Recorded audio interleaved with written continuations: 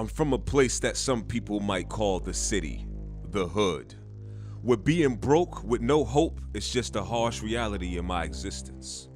If I told you my story, would you even try to understand or get it?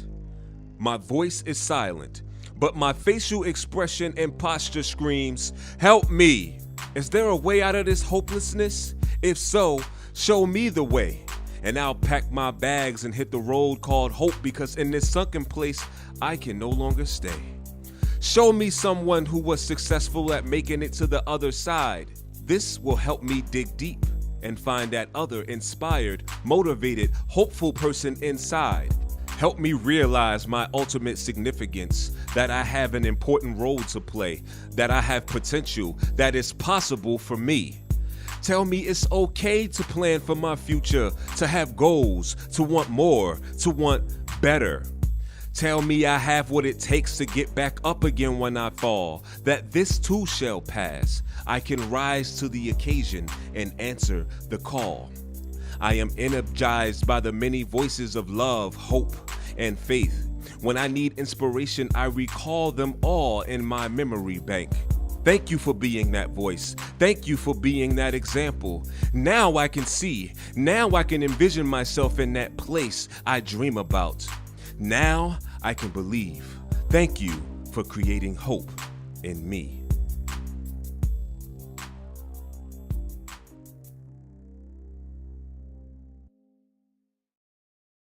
So I grew up in a household where the gang lifestyle was very present. The music, the marijuana, the drinking the 40s, it was there. There was an extreme amount of domestic violence going on in my home. My stepdad was severely beating my mother at the time, to the point where we lived in ABW on more than one occasion, Alternatives for Battered Women. I grew up one parent, unfortunately. My father, he was there when I was an infant until I was about 3 or 4. And I remember that he used to abuse my mother. My mom worked at Kodak, my dad was working at Xerox, and so we lived the classic middle class life. When I was about 13 years old, things started to change for my family and I. I learned that my father was using drugs and struggling with this major drug habit that was plaguing our community, which was the use of crack cocaine. And in the late 80s, crack cocaine came in our neighborhood or affected the Goodman Plaza, and my dad got hooked on crack cocaine. And when he got hooked on it, he started stealing stuff out of the house. And I remember one day when I was younger, and I heard my mom tell him that he had to go. She was like, "I love you to death, but I can't allow the kids to see you like this." I'm one of 13, raised in a single-parent home right here in this neighborhood, 19th Ward around Genesee Street, Boys and Girls Club. Obstacles like peer pressure, selling drugs, fighting, stealing. I mean, those were the bigger ones. There were more emotional obstacles at home that I had to deal with like not having 2 parents. Never messing up really as a teenager. Both parents was in the house. They both worked. We ended up buying a house, buying a car. They ended up buying 2 cars. Everybody in the house worked except for my youngest sister. So the second I snuck and got this little girlfriend that I felt was the one for me, oh man, no holds barred after that. I was born in Panama in Central America, and when I was 2, my father died suddenly.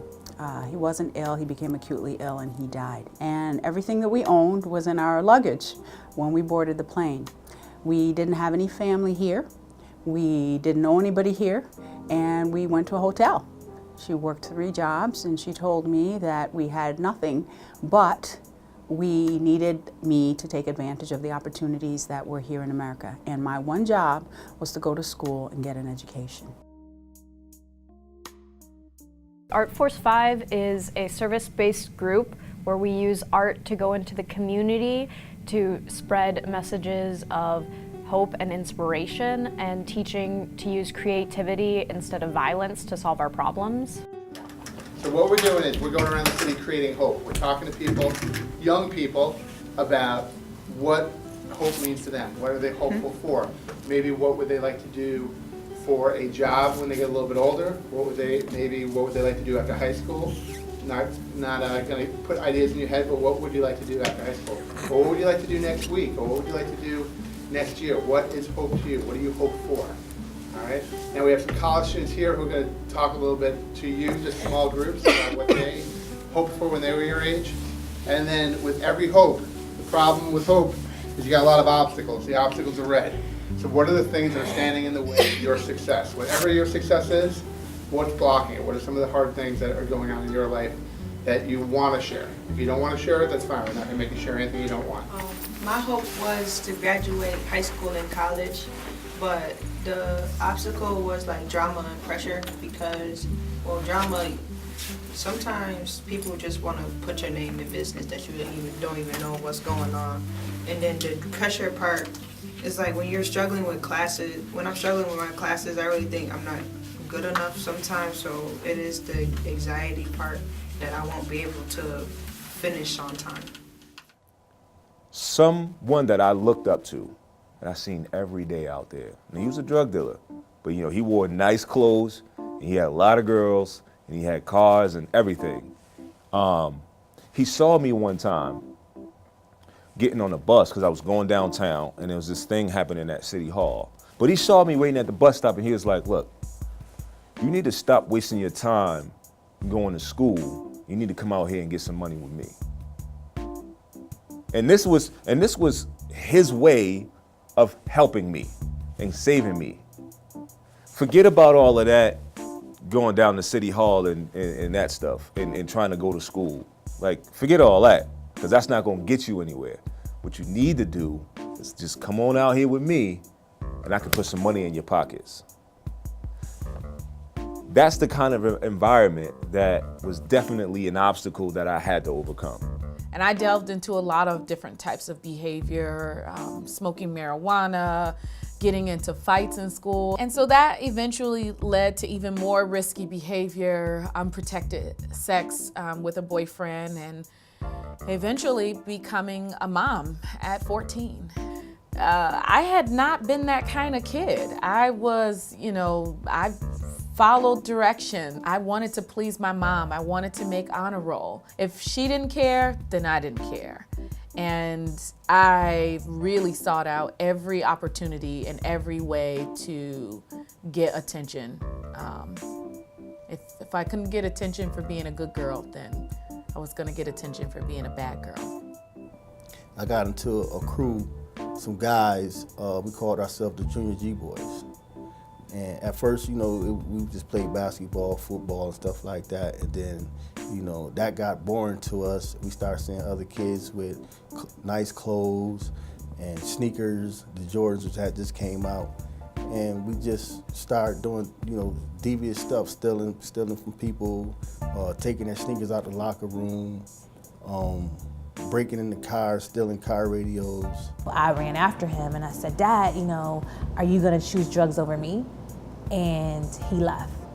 And so I remember walking into the house and just laying on the floor and just screaming and crying, and my mom is there and she's there and she's trying to comfort me. And I sort of, spiraled a little bit out of control. I would get into fights. I was very, very angry. I was utilizing, I was putting my frustration and home life as a, it fueled the anger that was inside of me. The anger is not the problem. Being angry is not an issue.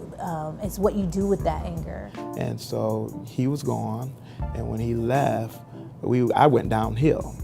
I started getting into gangs, and I started to mess around with the females, and ended up having a child at the age of 16. One night I was at my aunt's house. We were playing cards on Parcells Avenue, and a friend of mine ran into the house and told us that, Marcus was shot. When we came outside, I seen my buddy laying on the ground, bleeding to death, with his eye hanging. And the day before my daughter was born, I was pistol whipped. I was covered all up and stuff. And they said, the doctor made a comment like, one more hit, you could have been dead. You know that, right? So now I'm sleeping on people's couches, just wilding out. Nothing crazy, just violent, disrespectful. Now I'm breaking into people's houses. I was stealing people's shoes because I wasn't working. So I figured, if you're not working, if I'm not working, I'm taking your shoes so you won't go to work. I went from graduating June 2001, by June 2002, I'm sleeping in abandoned houses, sleeping on benches on Lyle Avenue, all within a year. So if you could help us out and write something that would be like an obstacle that you face on your daily basis life and like being a youth in Rochester, and something that gives you hope about all of that. And hopefully at the end of this we'll be able to build a bigger picture of hope through obstacles. All right, so my biggest obstacle. And you don't have to tell us if you're not comfortable. But if you are, I would love to know. All right, well, my biggest obstacle is that I have dyslexia. Yeah. And I can't even spell that. Really? You need help? That's wrong, right? No, it's right. Are you sure? I think so.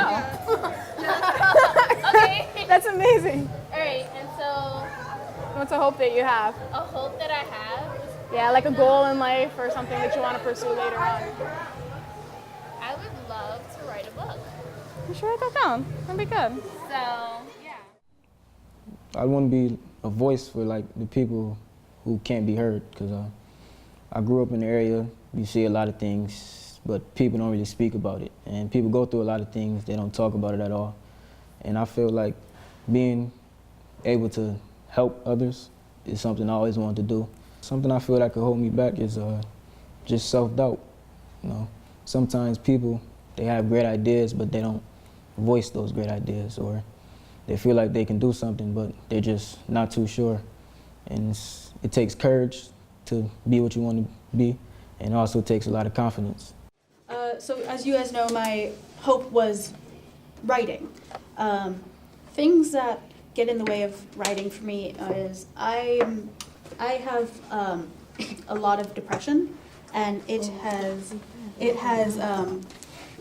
at times the writing has helped with that, but at times the depression gets in the way of that, and it can make it so that I can't work on my writing for weeks at a time. So that's a big obstacle for me for my writing. Thank you for sharing that. I said my hope was track and chair, but my obstacle is like people, because it's those people that say you're not going to be anything and that you're nothing and you're worthless. Thank you. I actually also created a second hope for this group, and it was to graduate college. And I have an obstacle that I've lived with for a while that gets in the way of both music and graduating, and that's I live with bipolar, so I have a lot of mood swings, and it really affects how I go about my day by day. The fact that I don't know, I can be happy 1 second, sad, angry, it's, you know, toss up, but you know, you learn to live with it, and it's just something that's going to make me stronger in the end, as long as I continue to try to better it. Great, thank you. My ultimate goal in life, or my dream self, would be to just be like continue to be an activist in my community and fight for a change, whether that be like in my community or on a national scale, or whatever. I've had a lot of obstacles I've had to overcome in my life that kind of have held me back from achieving my goals. So one of them being I became a mother at a young age. So I was raped at the age of 12. I have a daughter, she's now 5.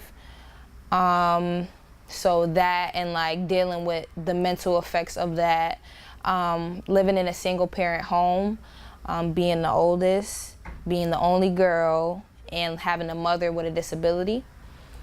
Not really having my father or my family around kind of made it seem kind of impossible. So when I did have these positive things going on in my life, I didn't really have many people to call on.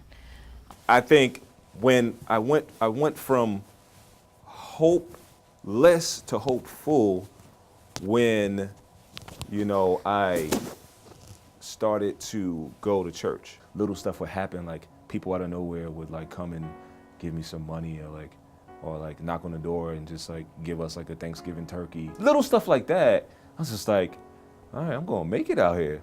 I think the turning point from hopeless to hopeful for me came in high school.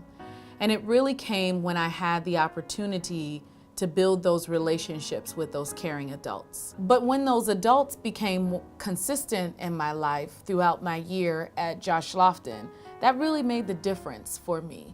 In 1990, I got incarcerated for assault. In 1991, I caught a murder charge. 1992, I got a first-degree riot, the first person in Rochester to get a first-degree riot and assault charge. 1998, I started selling drugs. And all I had to do was blame myself because I put myself in the situation, you know. And I'm like, wow. After I cried and asked God for forgiveness, it seemed like it was just a big weight taken off my back. And that's when I said to myself, you know, if I don't go where my vision is telling me to go, I will suffer trying to please the people I ignored that vision for. You know, everybody that's stuck in a rut right now is because they're ignoring something they're supposed to be doing. And if you're doing something you're not supposed to be doing, it's only killing you slowly. I kind of consider myself, this is gonna sound weird, like a leader and a follower all in one. And my friends, when my friends were graduating, I was kind of the follower where I'm like, I want to follow them. I want to do what they're doing. They're graduating high school. I want to graduate high school. Then by the time I finished my 4-year degree, I decided that was the turning point. And I remember just something came over me that I could do better than what I'm doing. It was like a kind of a scary, eerie feeling. I remember one day I needed a book for class. It was to study for a Regents exam, and the book was $9.99. And my mom used to set aside her lunch money and her car fare money for the week. She gave me her $10, and I had to walk, and I'll never forget the day. It was pouring rain, and I had to walk about 2 to 3 miles to get to the bookstore to get this book. And as I'm walking home in the pouring rain, and I'm crying, and I'm holding my umbrella, and the water is coming at me under the umbrella. I mean, it is a torrential downpour, and I'm holding my book close so it won't get wet. I looked down on the ground, and there was money, $10, in the middle of the road in the pouring rain. That was the day I realized that, you know, God had my back. So my first question of the day, if you could have any superpower in the world, what would your superpower be? And come back, you hand up first. To disappear. Power to disappear, okay? What would yours be? I want to read minds. Read minds. And you were going to say that? Telekinesis. Telekinesis, very good. What was yours? Muscle power. Super strength. Power of flight in the back. What is it? Control time. Control time.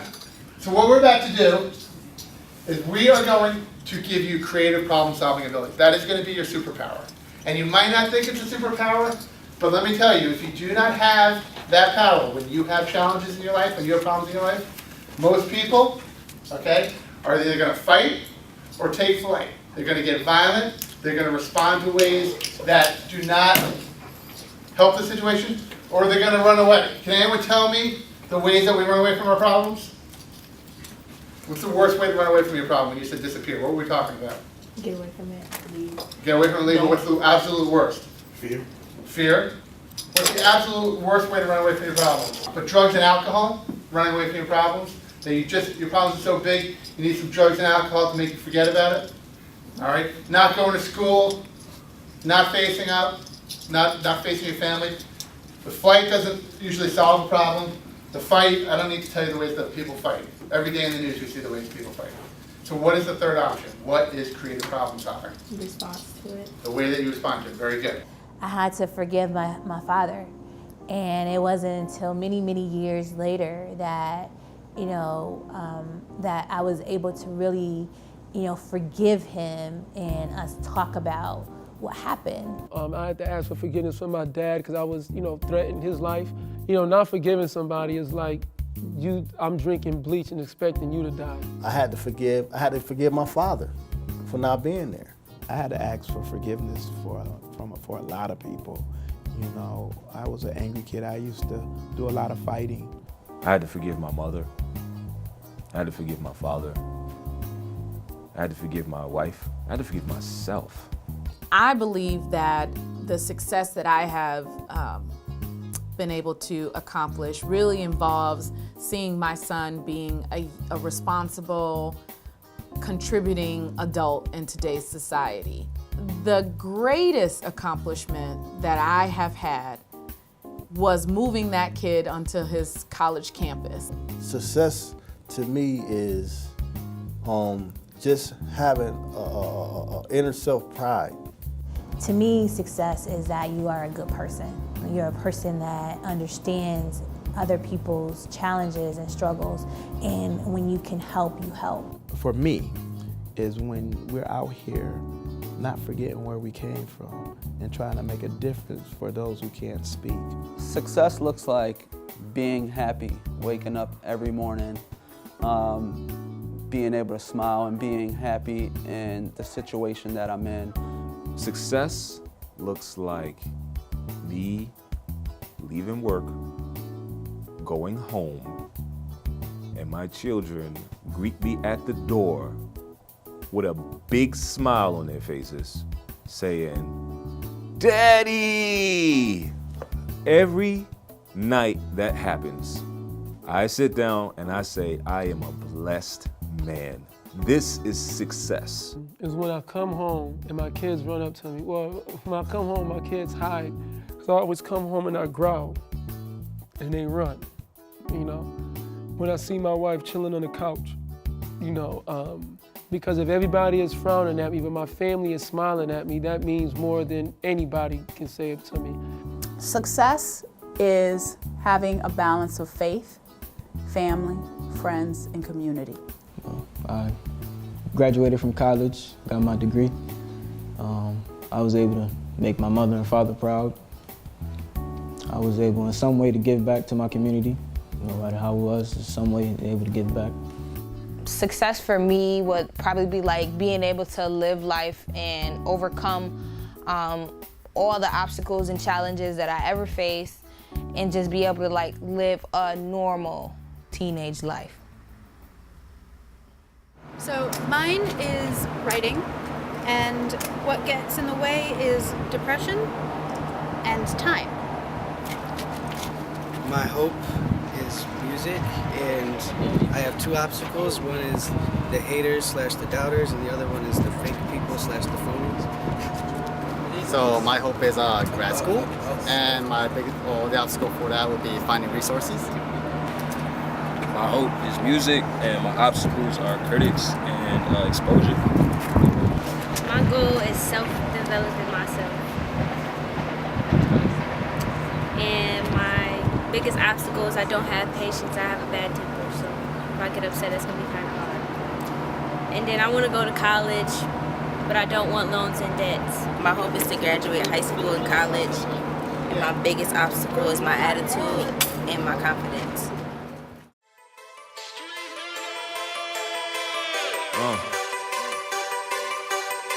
Everybody got a dream. Yeah. I'm a dreamer, and I'm aiming for the sky. Let my wings catch wind and I'ma fly. I'ma keep dreaming, and my dreams won't die. Though I started from the bottom, I'ma rise. Married to the grind, hustle to the death of me. Made in God's image, greatness is my destiny. Work hard, stay humble, that's the recipe. Bloodline in the hope of glory, that's the pedigree. Won't settle for mediocrity. I'ma keep pushing for my dreams, ain't no stopping me. I can, I will, and I must achieve. Life is short, gotta make it happen before I leave. They say we full of hate, ain't no love in us. We are more than just thugs, gangsters, and drug dealers.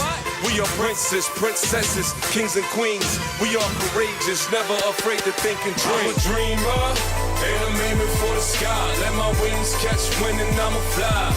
I'ma keep dreaming, And my dreams won't die. Though I started from the bottom, I'ma rise. I'm a dreamer, and I'm aiming for the sky. Let my wings catch wind and I'ma fly. I'ma keep dreaming.